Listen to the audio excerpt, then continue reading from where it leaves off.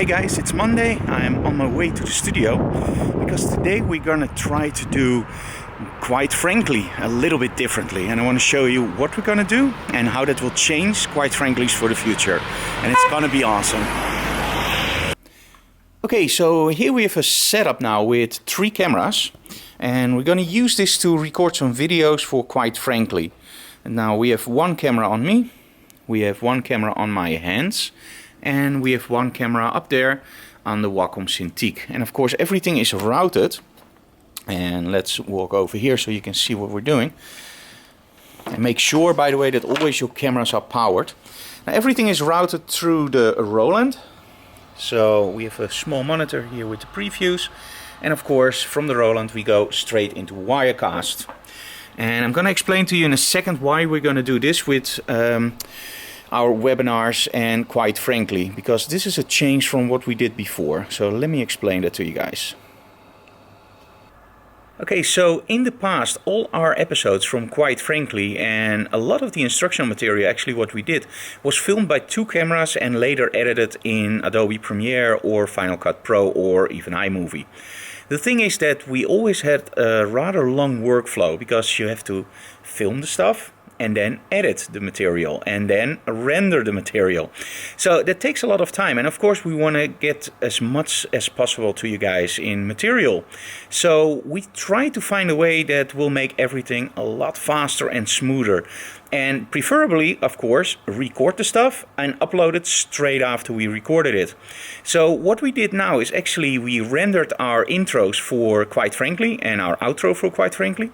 And we're going to try to do the whole episode live in a 1 take. So just like we go live, we're now trying to record everything in 1 take. Meaning I'm going to sit here, I'm going to start the intro, I'm going to do my thing with several cameras, I'm going to start the outro, and then it's recorded on the hard drive by Wirecast, and that means we can upload it straight away. We don't need to render or edit. So in essence that would take, yes, of course, that would save a lot of time. But now you see me going wrong, like I don't know my lines anymore. Of course this is something that could happen during a live broadcast.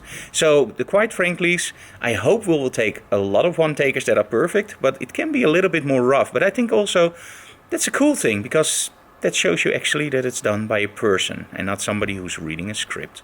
And I hate reading scripts. I always try to do 1-takers. So I think for me it will be a slight change, but it will still be a change. So we're going to record now something for the Case Air from TetherTools, because we love to also introduce products to you guys that are awesome. So we're going to try to do the first recording now. So I'm going to shut this one off and we're going to do the recording for the TetherTools Case Air. And if everything goes right, that one will be online today, even before this episode. Look right. So let's change that first. Now the thing is that in Lightroom you can go to the Develop module, as you can see here, and there's an adjustment brush. Now one of the cool things you can do with the adjustment brush is level out the skin. And let's show you guys the difference. So this is before and this is after. So this is a really fast Lightroom trick, but there's more. Let's go to Fit on Screen. Now there's also another setting, and that's okay. I recorded some videos for Quite Frankly, actually 3, with some cool tips for you guys, so you will see those in the coming weeks. And we did a live broadcast, and it looks like everything works out fine. We still have a little bit of an audio sync issue, which is weird because we route the audio exactly the same as the video. But we're going to work that out before Wednesday night, I hope, and otherwise we'll see what happens. And now it's time for me to do some retouching from the workshop we did at Konijnenberg with Sharon. So I'm going to do that now, and when I'm done I'm going to show you the finished results. For you guys that's going to be the next clip. For me it's going to be a few minutes later.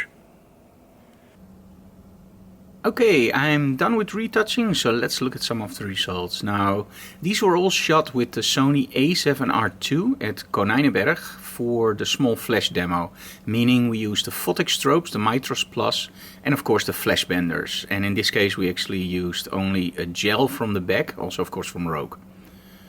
And I love finding the extremes, if it's with backlighting or motion or composition, like here very close to the edge. I always think that makes an image a little bit more interesting. And of course, when you're in a camera store, there are a lot of cameras to choose from. So we also gave Sharon sometimes some cameras to play with.